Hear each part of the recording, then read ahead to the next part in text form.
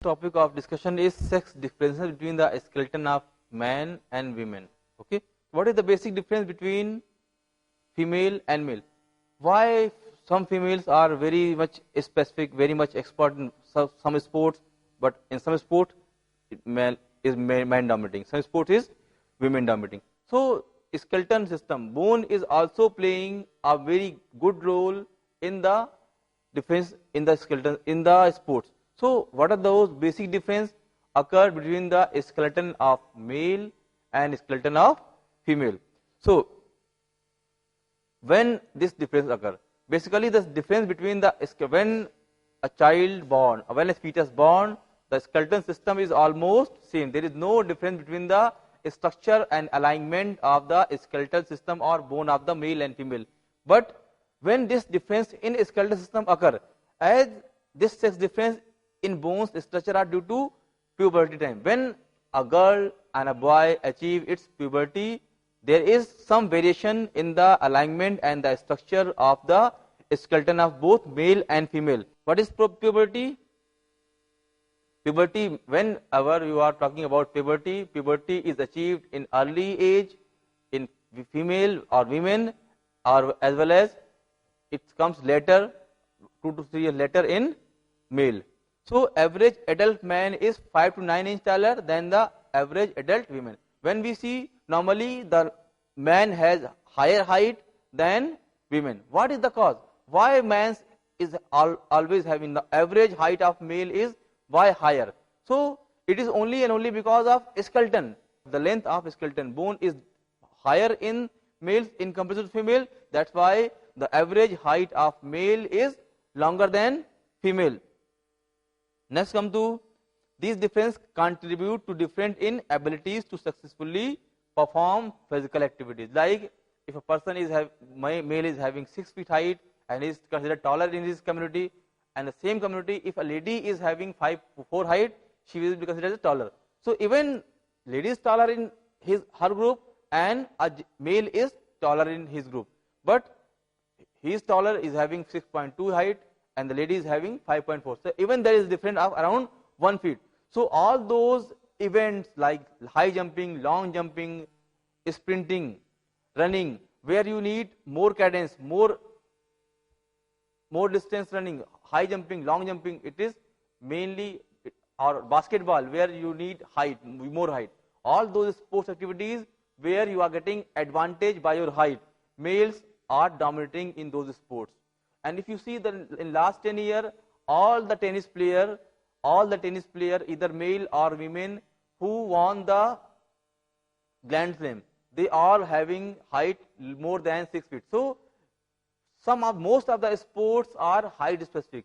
So and how we can get more height? It is because of skeleton. So normally these difference contribute to difference in ability to successfully, because women generally have long torso relative to their leg length, their center of gravity, the point on the body where weight above equal the weight is lower than.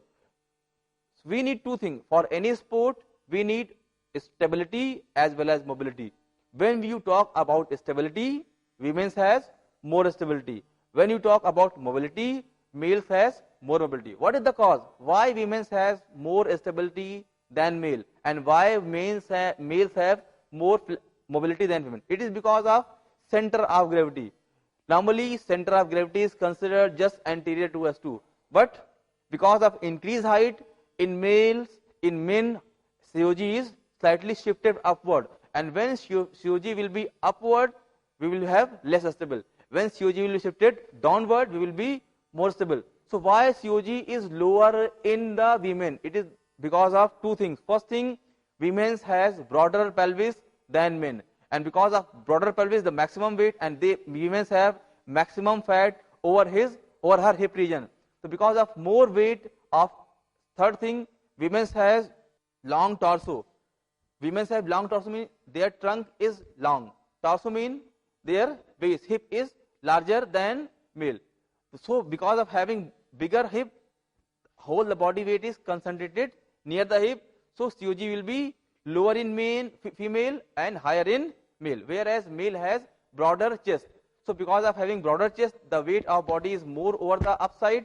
so they are having higher COG. Individual with lower COG are better able to maintain balance. So because having lower COG in females, they is having more stability. It's also competitive gymnastic. Women compete on the balance beam, not men. Gymnastic activities require more balance. So gymnast, if you see gymnast, in most of the gymnasts, it is the champions are only and only female. But ice skating, ballet dance and other form of dance also require a lot of balance, and lower center of gravity may enhance a woman's ability to stay on her feet. So all those sports activities which require more stability and balance, women are good enough in those sports. But all those tasks which require more high mobility and less stability, men are better because of two things: because of higher height as well as less basic support. Men is performing better in those sports which require mobility and less stability. Like men are better in tasks that require leverage because they have longer limb that can transmit more force. Because of having larger limb, either lower limb or upper limb, the effort arm is larger in men in comparison to women, so they can produce larger force and perform better than women in some of the sports where large distance or all this type of activities is required. So all those sport activities where balance is required, female can perform better because they are having less lower COG or lower center of gravity. But all those sports where more mobility is required, men are performing better. Now come to the basic differences in the anatomical or structural variation of skeleton of male and female. If we see from the upside, first is mandible. Mandible is a jawbone. Mandible is a jawbone, and it is larger in men. Mandible is larger in men. Why? Because man needs more food in comparison to female. Because man needs more energy to perform outside of activities, whereas females are more to perform endurance activities. For more endurance activity, you need more energy, and when you need more energy, you need more strength. So their mandible is bigger than women. Second is the temporal bone. Two bones near temple have larger opening in male to allow for the connection of thicker muscle to support a large jaw. Because of larger mandible, so temporal bone is also larger in men because to connect the muscle from the mandible to your forehead. Next is frontal bone. So forehead is more rounded in female with less pronounced bow ridge. The normal frontal bone is rounded in women, whereas most pronounced in male. Ossococci, two bones in pelvis, have a round pelvis inlet in a woman from flatter and broader pelvis bone. Because of a property of delivery, women are going to deliver a baby. That's why they have broader pelvis and broader opening of pelvis symphysis, so child can come out. So when you compare the pelvis of a male and female, female is having broader pelvis with larger opening and circular opening, whereas male have flatter opening. Another important skeleton difference is Q angle. The angle, what is Q angle? The angle formed between kneecap and femur, between patella and femur, increases as broadness of body pelvis increases. So females have larger Q angle in comparison to male. Why they are having larger Q angle? Because they are having broader pelvis, and Q angle has a great importance in production of torque by quadriceps muscle. Why? What is the importance? Thought to be sex influenced risk factor for knee injuries. This may be result of differences in the leg muscle length. That's why, because of larger Q angle, women are less prone to damage their knee, whereas male are more prone to damage knee. And second cause, because of larger Q angle, they cannot produce more force. These are the basic differences between the skeleton of male and female.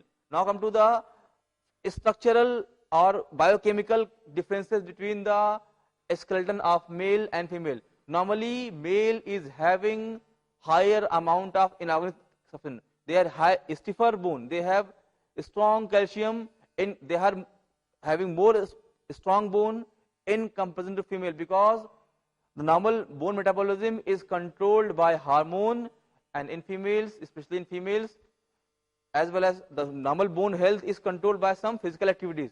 So most of the females are not indulged or not involved in most of the physical activities, so their bone health is inferior to the bone health of men. The other factor for bone health of men and women, because the bone health is controlled by the hormone, and in female system there are a lot of hormonal changes are taking place during pregnancy. Even when a female is pregnant, the whole calcium of fetus is going through women bone.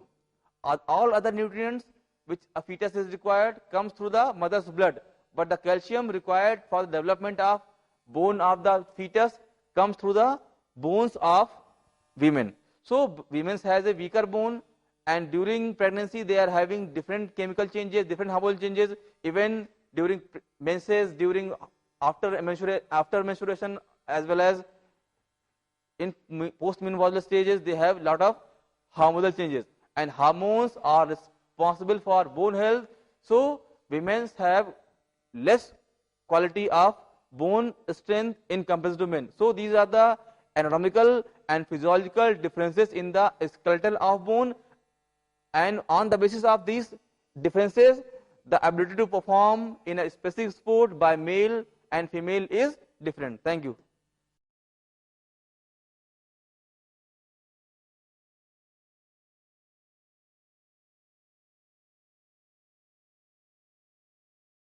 The first topic of discussion is introduction and function of human respiratory system.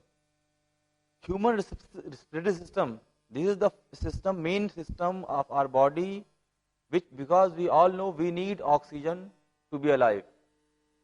According to quotation, nothing is important in life than oxygen. So to be alive, we need oxygen to our body and removal of carbon dioxide from our body. And this process of inhaling oxygen from atmosphere and to release carbon dioxide from our body to atmosphere is known as respiration. And this whole process of respiration is carried out in human body with the help of respiratory system. So let us discuss some important feature about respiratory system. Our respiratory system if you divide the system, it can be classified into conducting pathway and functional pathway of where gases exchange takes place from lungs to tissue level. So I would like to introduce some important organs, some important part of respiratory system. The first part from where your respiratory system starts is nasal passage. And the main function of nasal passage is air enter the body through the nasal passage during normal breathing. Whenever we breathe, it is our nose, nasal passage, both two nasal passages through which the normal oxygen along with other airs enter within the body. As well as after entering the body, it will have some physiological effect, then it will come out in form of carbon dioxide. So air enter into the body in form of oxygen through nasal passage, as well as the utilized air, that is having more amount of carbon dioxide, exhale from our nose or our body in form also from the nasal passage. The second part of respiratory system is larynx. You can see in the diagram, this is the larynx, and air passing over the larynx produce sound for speaking. So the second component of respiratory system, it also comes in the conducting pathway of respiratory system. This is second is larynx, and the main function of larynx is passing air over the larynx produce sound. Whenever air will pass through the larynx, it will produce sound. So larynx has two functions. First function, it facilitates the passage of oxygen, and second function, it is helpful in speaking. The third component of respiratory system is trachea. Trachea is also known as windpipe. air passes down to the trachea to the lungs. So first your air will come in nose, then go to larynx, and third place is trachea, where air passes down the trachea to lungs.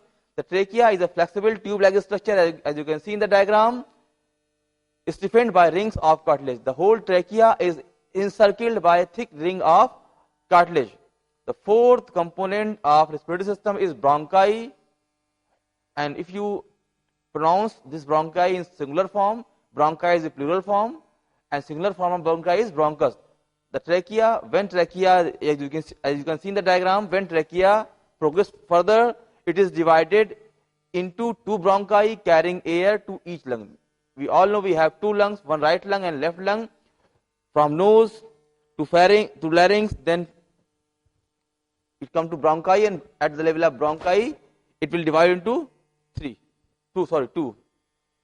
So bronchi, the trachea is split into two bronchi carrying air to each of lung. As you can see in the diagram, from nose to larynx to trachea, two bronchi. Fourth component is bronchi, where trachea is divided into two branches. One branch is going to left lung and other branch is going to right lung. The fifth component of human respiratory system is bronchiole.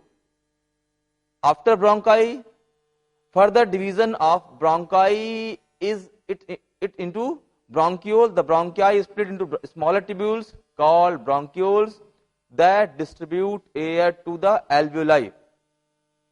And the sixth component of respiratory system is alveoli. Air eventually reaches millions of tiny air sacs in the lungs called alveoli. Their walls are so thin that gases can pass through. It means that it is the final destination of air. It means air is entering through the nose and reaching at the level of in the lungs in the alveoli. The seventh component of respiratory system is ribs.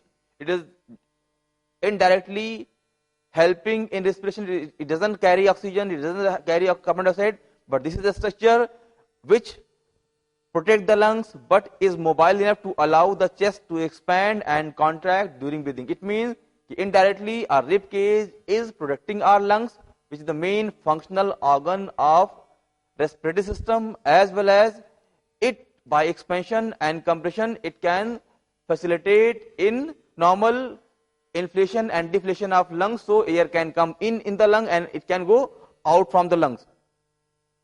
The next other structure which is important with reference to our respiratory system is intercostal muscle. Intercostal muscle, they are placed between the ribs, help our chest to expand when we breathe.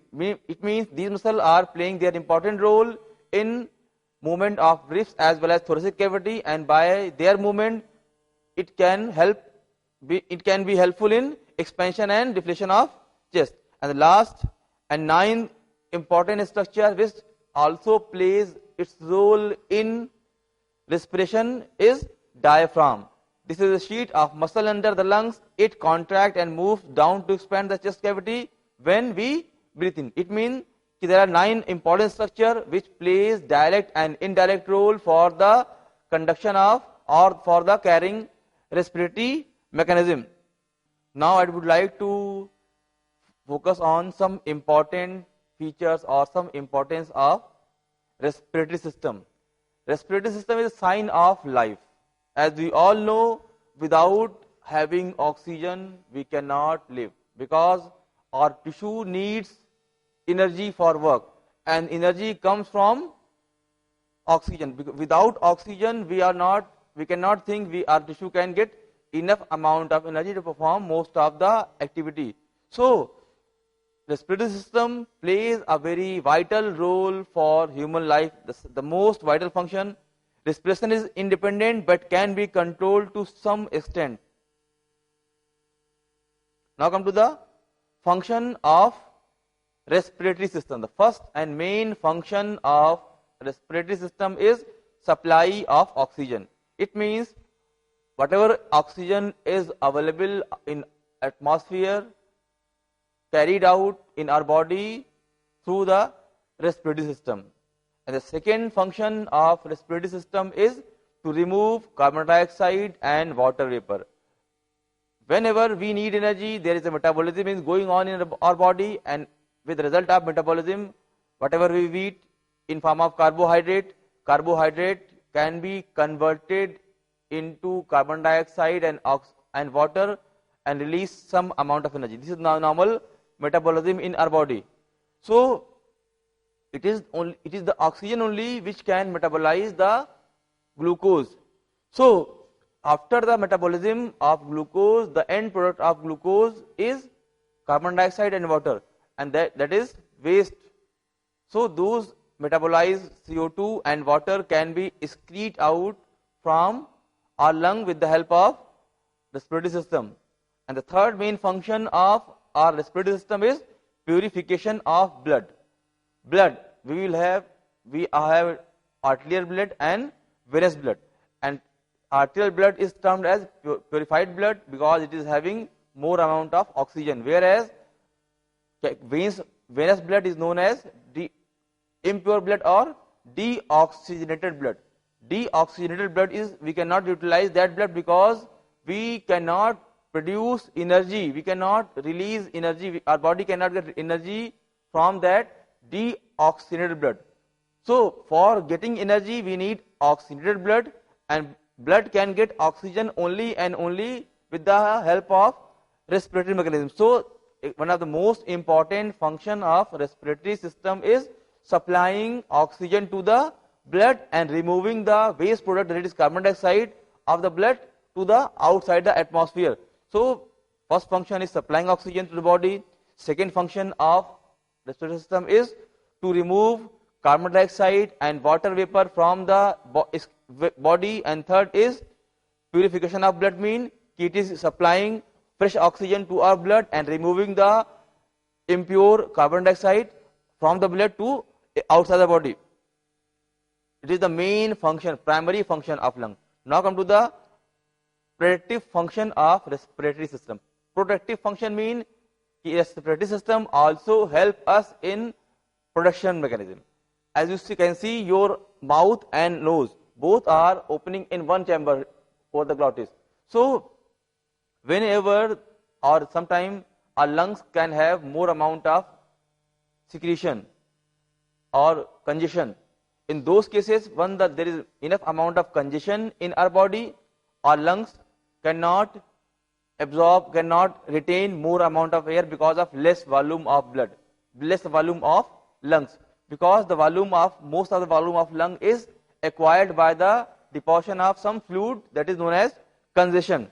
And sometime because windpipe and esophagus pipe both are opening at same area, if there is any congestion within the windpipe, we can be able to exhale it out. So we have two different mechanisms. One is coughing and second is sneezing. Coughing and sneezing both are the function of respiratory system. So whenever there is any congestion in our lung, we have ability to cough and try to bring out whatever congestion is present in our lung, so we can clear our lung from the deposition of fluid. And the second, sneezing, is also a protective function of lungs. Whenever there is any blockage or any undesired thing between the esophagus and trachea, by sneezing we can bring it out and clear our airways. Same as talking in whenever we are going to produce sound is not a function of only tongue. Our larynx, it is one of important component of respiratory system. Larynx plays a very important role in the sound production. Now come to different organs. And the last but not least, the role of respiratory system is regulation, homeostatic role. The next role of respiratory system is homeostatic role. In what is homeostatic? Maintenance of body mechanism, body structure, body function is known as homeostatic. Maintenance of body function at its normal level is known as homeostatic role. So apart from all those functions, production of sound, clearance of blood, function with heart, supplying all tissues, it has other role also, that is known as homeostatic role. In homeostatic role, the respiratory system regulates blood pH. How it regulates blood? What is pH? pH is the hydrogen ion concentration of any liquid. So whenever the amount of carbon dioxide, a normal pH of blood is slightly basic. What is pH? By measuring the pH, we can decide whether this fluid is acidic or basic. So in normal condition, the normal pH of blood is slightly basic. But whenever the amount of carbon dioxide increases in the blood, and it can be resulted in deposition of formation of carbonic acid, and because of formation of carbonic acid, the normal blood of pH can divert from basic to acidic. An acidic environment for any body fluid or tissue is harmful. So in those conditions, by supplying enough amount of oxygen to that blood, as well as releasing their carbon dioxide from blood to outside, our respiratory system help our blood or any body tissue to regulate its pH or maintain its pH at the normal level. And also it is helpful in regulating the blood oxygen and carbon dioxide level by proper inhalation and exhalation. Okay, now I want to correlate the human respiratory system with other system of human body. I would like to explain what are the role of respiratory system over other system, and how other system plays their role for respiratory system. So what is the relationship between our respiratory system and other system of body? So I will discuss one by one, and I will tell you how lungs is going to help those system and how those system are going to help the respiratory system. So let us discuss first system, that is integumentary system. Integumentary system is mainly outermost covering of our body, that is skin. And what is what lungs is giving to our skin? Gas exchange in lungs provide oxygen to skin and rids body of carbon dioxide from skin, because skin is a cell, and for its nutrition, for its energy, it is dependent on lungs. So it is getting its oxygen from lungs, and by using that oxygen, it is utilizing the present glucose for their nutrition. And how skin is going to help the lungs? Skin helps to protect the respiratory organs and help regulate body temperature. And skin is a body temperature regulator, and by maintaining temperature regulator, skin help to protect our respiratory system. The second system is skeletal system, and skeletal system is totally dependent on lungs for its oxygen. Gas exchange in lungs provide oxygen and rids body of carbon dioxide. So lungs supply oxygen to our musculoskeletal system and take back, or respiratory system take back its carbon dioxide, waste carbon dioxide from the muscular system to exhale in outer air. And how our musculoskeletal system is helping our respiratory system? Rib cage first is rib cage. Rib cage is part of musculoskeletal system. Our rib cage is giving a protection to our whole respiratory system, as well as assist in breathing. It is the rib cage, by changing in diameter or expansion and compression of our rib cage, the lungs is able to deflate and inflate. So the second most function of musculoskeletal system in respiration is, because of first is it is protecting the lungs, and second or whole most of the respiratory system component, and second function of our musculoskeletal system with respiratory system is it is assisting in breathing. Bone provide attachment site for muscle involved in breathing. It means it is having a different muscle. By contraction of those muscle, it increase or decrease the diameter of thoracic cavity or rib cage, and by increasing or decreasing the thoracic cavity of rib cage, it can facilitate exhalation or inhalation of air within the lung. Third system is cardiovascular system. And what is the relation between cardiovascular system and respiratory system?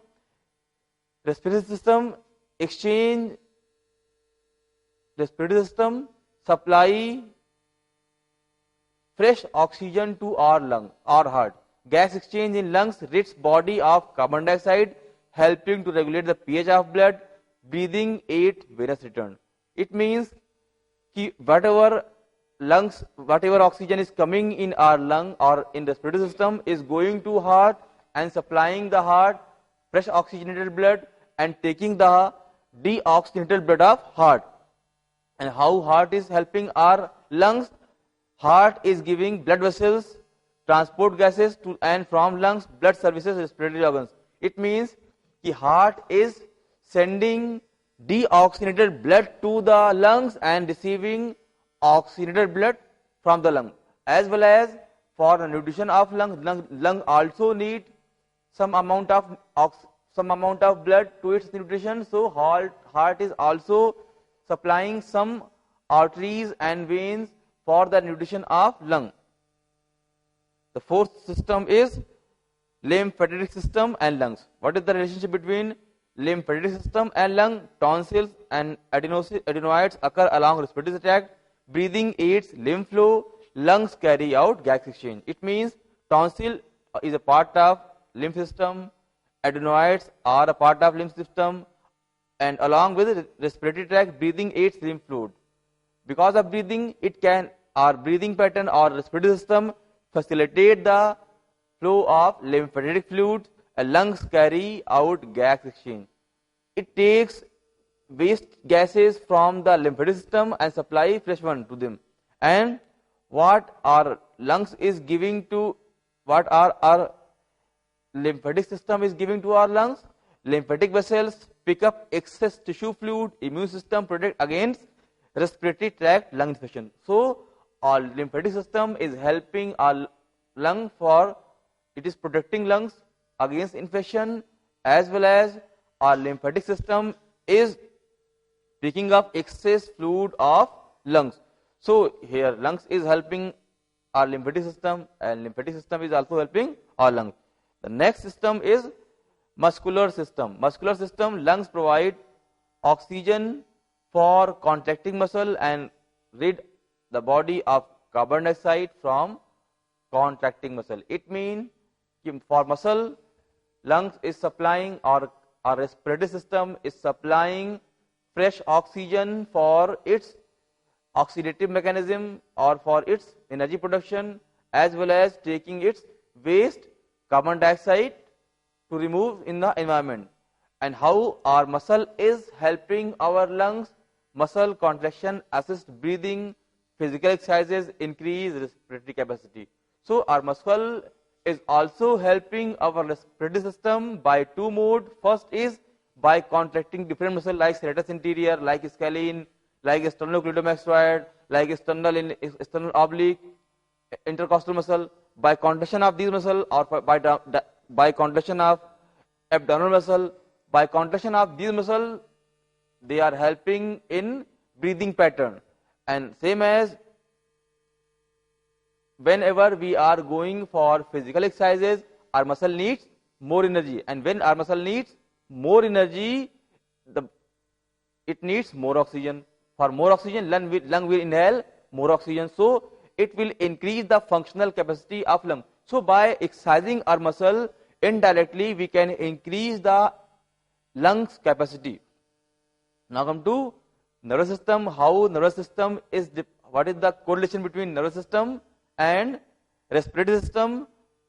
Our respiratory system provide oxygen for neurons and take its carbon dioxide. But our nerves, how our nerve is helping our respiratory system? Whole the function of respiratory system is controlled by respiratory system. In brain regulate breathing rate. It means brain is sending different nerves in the lungs, and that nerves are controlling the normal working pattern of our lungs. So lungs is dependent on nervous system, as well as nervous system is also dependent on lung. So there is a interdependency for both. Next is endocrine system. What is the role of lungs in endocrine system? Lungs is giving gases, there is gases exchange takes place. That is same, lungs is giving, or our respiratory system is supplying oxygen and taking its CO2 from the endocrine system, and how our endocrine system is helping our respiratory system. Epinephrine promotes ventilation by dilating bronchioles. Epinephrine is a hormone, and because of release of epinephrine, it promotes the ventilation by dilating, mean expansion of bronchiole. Bronchiole is a part of respiratory system, and whenever there is release of epinephrine, a hormone, it can increase the diameter of bronchiole. And second thing is growth factor control production of red blood cell that carry oxygen. It means that by release of hormone, it can control the growth of RBC, and RBC is the one of important component of oxygen transportation.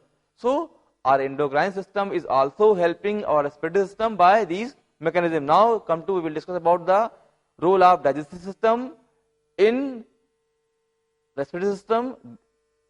Whenever gas exchange in lungs provide oxygen to digestive tract and excrete carbon dioxide from the dust. It means the main function of lung for every system is supplying oxygen and taking its carbon dioxide back.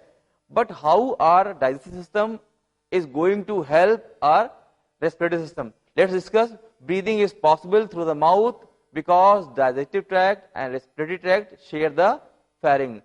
Sometimes when our nose is not able to breathe because of congestion or because of any other condition, so we are able to exhale or inhale from the mouth. So mouth is a part of digestive system, and it is also helping it is acting as a accessory respiratory way. So through mouth breathing is possible because digestive tract and respiratory tract share the pharynx.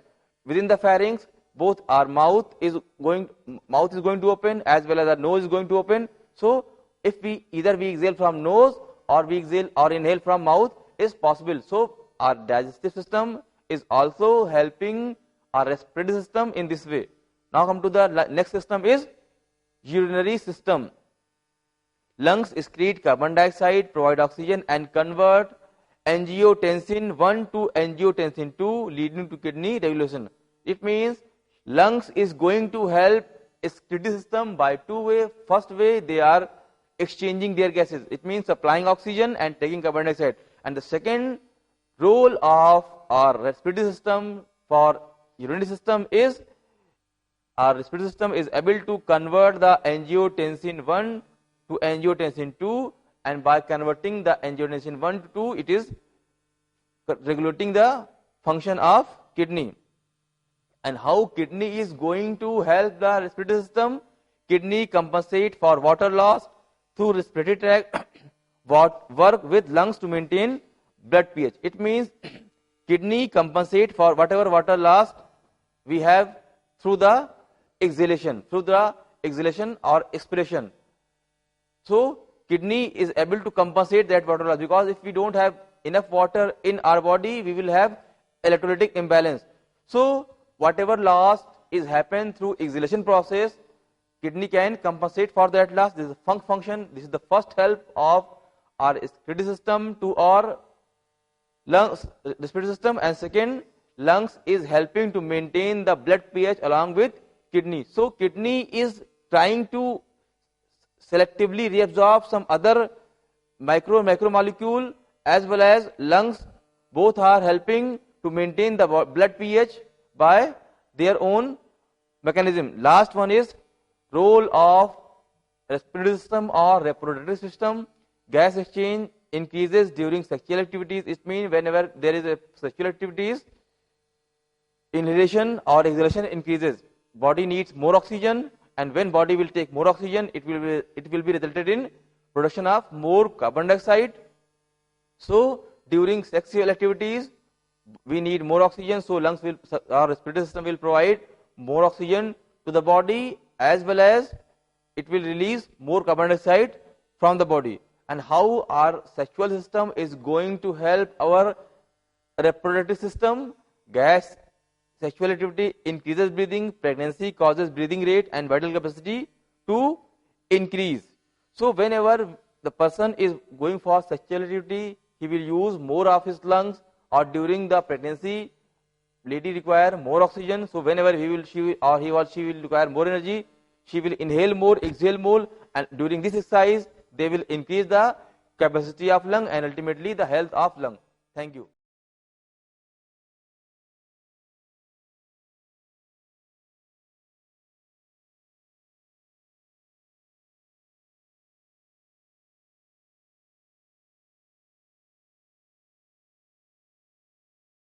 Topic is general anatomy, terminology and positions. I am Rashidul Islam Ansari, CC Aligarh. Review of structures, organization.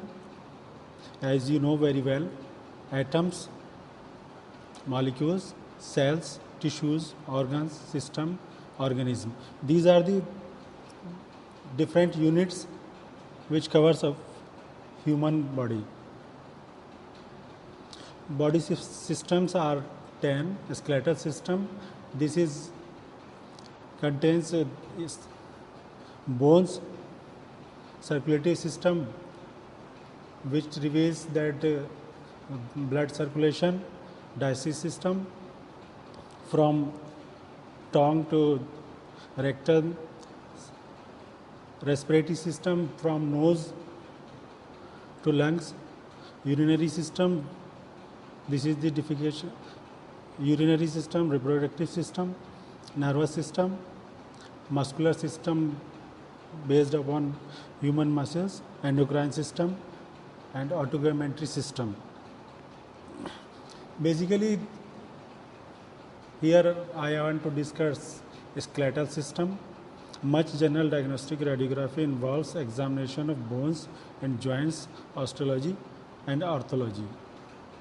200 separate bones are present in human body, divided into axial and appendicular bones.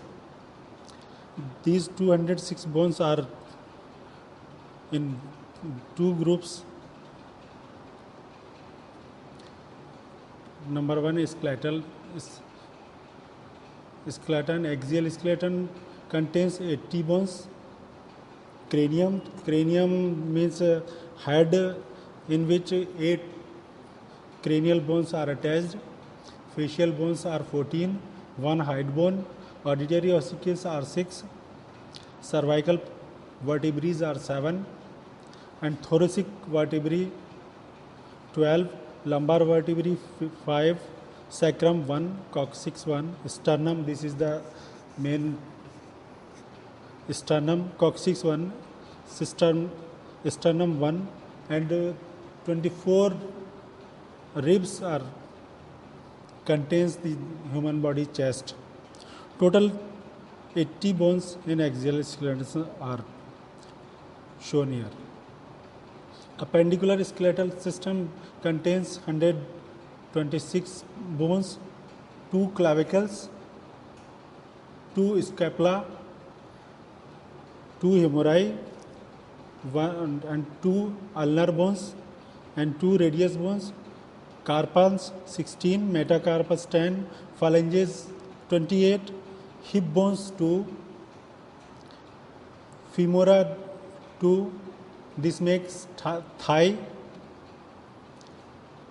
Patella, which contains situated at the knee joint in both legs, is patella 2, tarsal bone 15, metatarsal 10 bones, phalanges 28.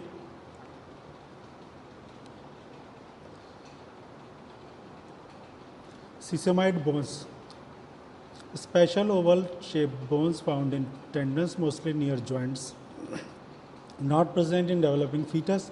The only sesamoid that are included in the total body bone count are the patellae, common found on the palmar surface of the hand and sometimes in the tendons of the upper of lower limb joints. Any sesamoid can fracture and may need to be demonstrated radiographically. Radiography helps in the diagnosis of the fracture. Bones classification, 4 types of bones are here. These are long bones, which makes forearm, upper arm and legs. Flat bones, which contains chest, sternum, short bones, and some irregular bones, just hip bones, pelvic bones, and pelvis symphysis. This is the classification of bones shape. Long bones, body, two ends and extremities, composed of compact bones or cortex, body, spongy bones, red marrow, medullary cavity, periosteum, hyaline, cartilage, articular cartilage, and periosteum. Short bones are carpals and tarsals. Flat bones consist of two plates of compact bone with cancellous bones and marrow between them. Example, clavarium, sternum, ribs, and scapulae. Deploy space between the inner and outer table of the flat bones in the cranium. This is the cranium. Irregular bones, bones with peculiar shapes, vertebrae, facial bones. These are the facial bones of the cranium base and bones of the pelvis.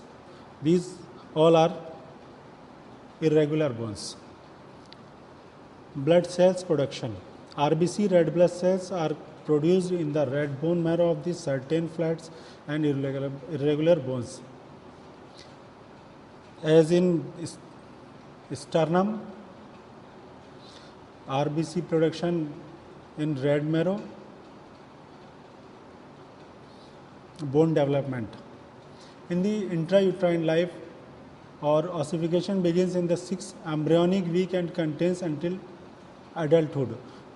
Adulthood means just 25 years of the age, and intrauterine life in the pregnancy, 6th week of pregnancy, bones ossification begins. Two kinds of bone formations, intramembranous, occur rapidly in bones necessary for production, sutures of the skulls. Endochondral, much slower than intramembranous, occurs in the most part of the skeleton. Centers of endochondral ossification. Primary centers, mid-body or diaphysis. Secondary centers, ends or extremities of the long bones or epiphysis. Epiphyseal plates found between the diaphysis and epiphysis until the skeletal growth is complete. Growth of the skeleton is complete at the age of 25 years. And this starts in intrauterine life just 5th week of pregnancy. Orthology is study of joints. Functional classification, synarthrosis, immovable joints, amphiarthrosis, limited movements of the joints, diarthrosis, freely movable joints. Structural classification. Number 1, fibrous, held together by fibrous connective tissue. Syndesmosis, only one in the body. Distal tubulofibular joint. Amphiarthrodial, sutures between the bones of the skulls. Synarthrodial. Gomphosis, roots of the teeth, very limited movements. Number 2, cartilaginous, held tightly together by cartilage. Symphysis, example in intervertebral disc. Amphiarthrodial. Synchondrosis, these are temporary growth joints. Example in the acetabulum, they are synarthrodial. Number 3, synovial. Fibrous capsule contains synovial fluid. They are diarthrial, and some example are the knee and elbow joint. Movements type of synovial joints. Number 1, plane or gliding. Number 2, gingivimus or hinge. Number 3, trochoid or pivot. Number 4, ellipsoid or condyloid, cellar or saddle. Number 6, sphenoid or ball and socket joints. Anatomical positions. Upright arms abducted, palms forwarded, and feet directed straight ahead, Viewing radiographic display X-ray so that the patient is facing view in anatomic position. This is the anatomical position. Face is straight, palms anterior sides, toes right side, face and in front. Body planes, section and lines. Sagittal plane, any longitudinal plane dividing the body into the right and left. Any longitudinal plane dividing into the body left and right side. Mid-sagittal plane means one median plane divided the body into the equal both right and left sides. Coronal plane, longitudinal plane divided the body into the anterior and posterior. Anterior part, this is the posterior part. Anterior and posterior parts section is the coronal section. Mid-coronal section is divided the body into the equal anterior and posterior parts. This is mid-coronal just means just midpoints in the body, one anterior and the other part is posterior part.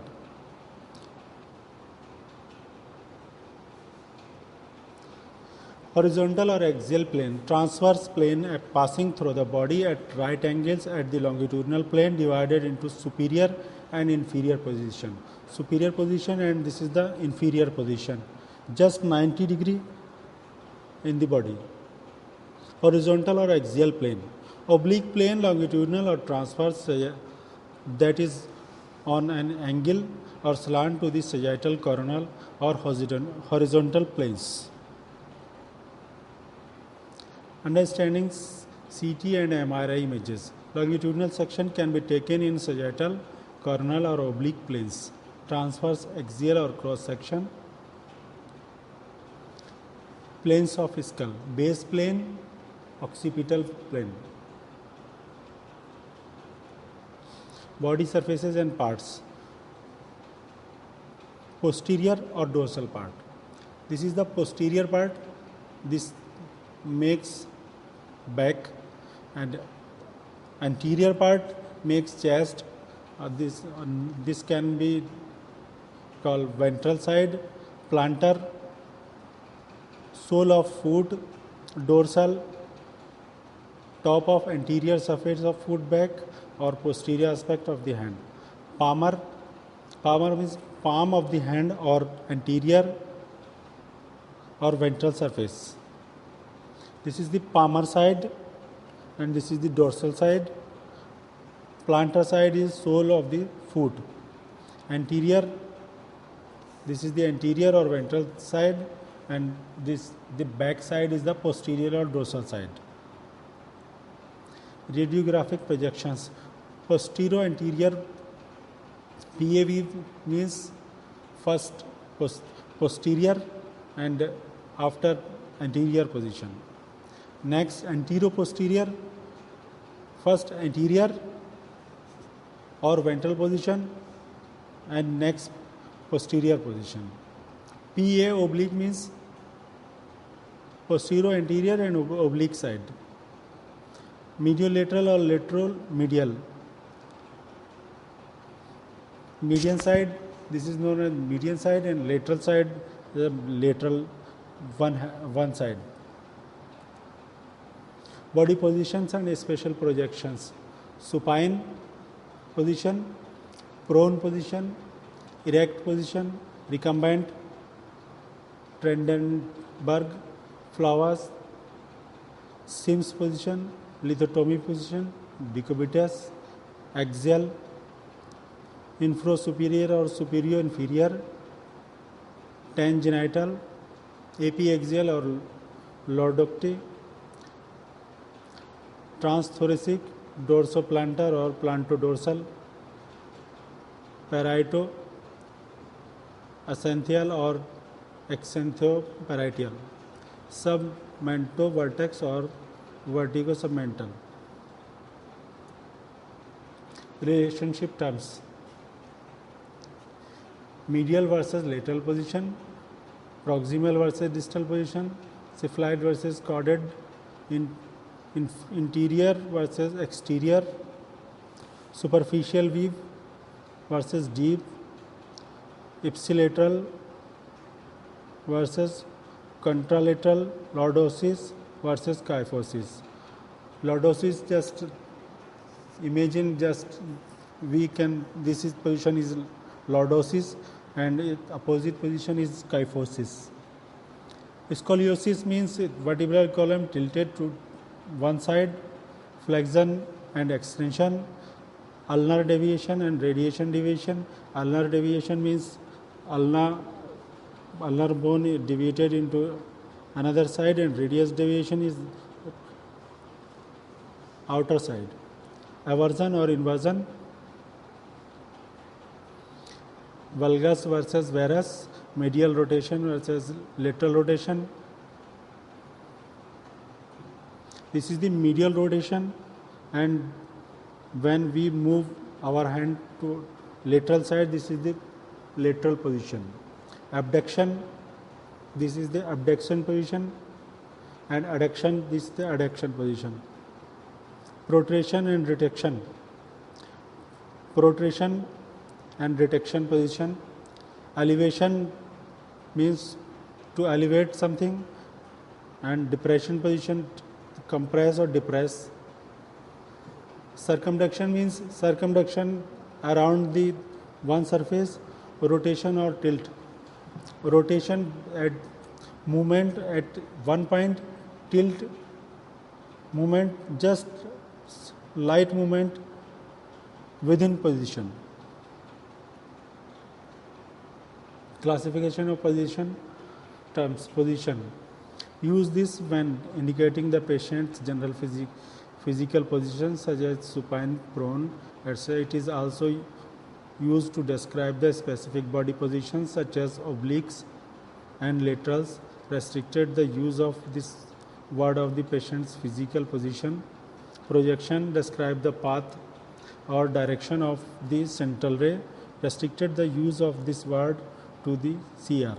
Weave, not to correct position terms in the US. Restricted the use of the word weave to describing the image from the vantage of the image receptor. Radiographic criteria. The goal of every technology should be not just the passable radiograph, but rather an optimal one that can be evaluated by a definable standard as described under the radiographic criteria. A structure shown, first preference is to show some structure and some position, collimation and CR, exposure criteria, image markers. Principle of determining position routines. A minimum of 2 projections 90 degrees from each other is required to most procedures. Why? Because certain conditions may not be visualized on one projection only. Sometimes foreign bodies are embedded and 2 projections are needed to determine the exact location. All fractures require 2 projections at 90 degree angles to determine the alignment of the fracture parts. A minimum of 3 projections when joints are in interest area. Why? Because more information is needed than can be provided by 2 projections. See list in book. Procedure requires 2 procedures and which requires 3. Topographic position landmarks. Vertebral prominences, jugular notch, sternal angles, Ziphioid process, inferior costal margins, iliac crest, ascis, greater trocar, symphysis pubis, ischial tuberosity, body habits, hypersthenic, sthenic, hyposthenic and sthenic. 4 types of body habits: hypersthenic, sthenic, hyposthenic and sthenic. Thanks.